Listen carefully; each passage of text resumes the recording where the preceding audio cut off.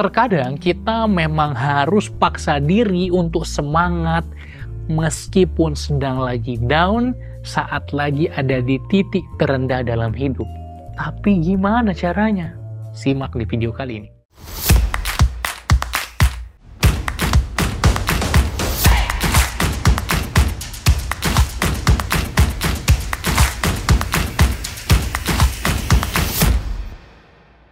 Halo, balik lagi bareng aku Umar Al-Faruqi di channel Pembelajar Produktif. Jangan lupa ikuti konten-konten menarik dan produktif lainnya yang ada di Instagram, TikTok, serta podcast di Spotify. Ketika kita sedang mau memaksa diri untuk semangat, meskipun lagi down, lagi kondisi yang nggak enak, lagi ada masalah, lagi ada tantangan yang dihadapi, terkadang ada konflik dalam benak kita, dalam psikologis kita. Di satu sisi kita mau down, di satu sisi kita mau up. Ya justru itu bertolak belakang, kontradiktif. Tapi terkadang emang harus. Ada kerjaan yang harus diberesin. Ada project yang harus diselesaikan. Terus gimana solusinya? Ada beberapa hal yang perlu kita coba perhatikan. Yang pertama, kita perlu take a step back untuk istirahat sejenak. Istirahat sejenak ini nggak harus 2 hari, 3 hari. Kadang sejam itu cukup. 2 jam, 3 jam, 4 jam. Tergantung yang kita butuhkan seperti apa. Nah, ini yang salah. Orang mikir dia harus istirahat sampai ke titik semula dulu, sehingga bisa produktif lagi. Memang itu yang ideal, tapi nggak setiap saat kayak gitu, iya kan? Bener nggak? Nggak setiap saat kita bisa ada di kondisi ideal, kita semangat terus sepanjang hari. Nah, tapi kalau kita lagi di titik terendah, lagi di minus 100 gitu ya, anggap netral tuh 0, kita lagi semangat banget 100%, sangat tidak semangat, di titik terendah itu minus 100%.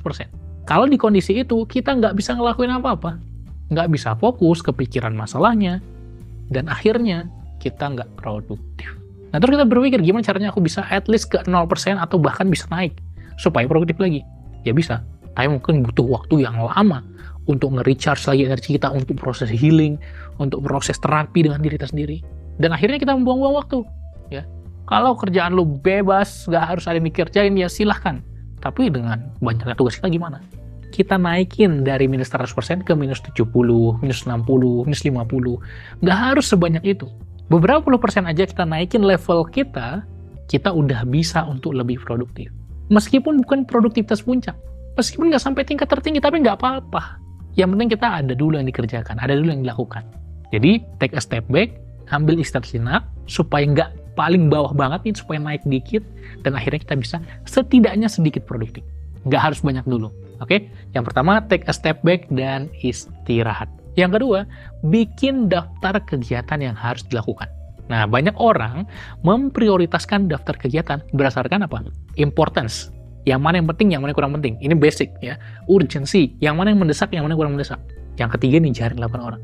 Energy level.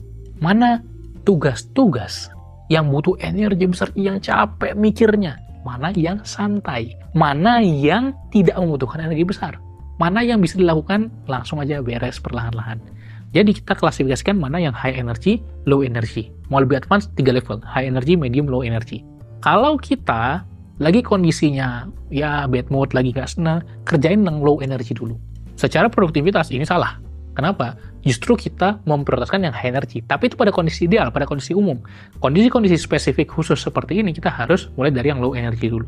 Oke? Lalu kemudian yang ketiga, kita perlu sediakan waktu untuk pulih sepenuhnya. Jadi kita memang belum sampai netral, belum sampai produktif full lagi.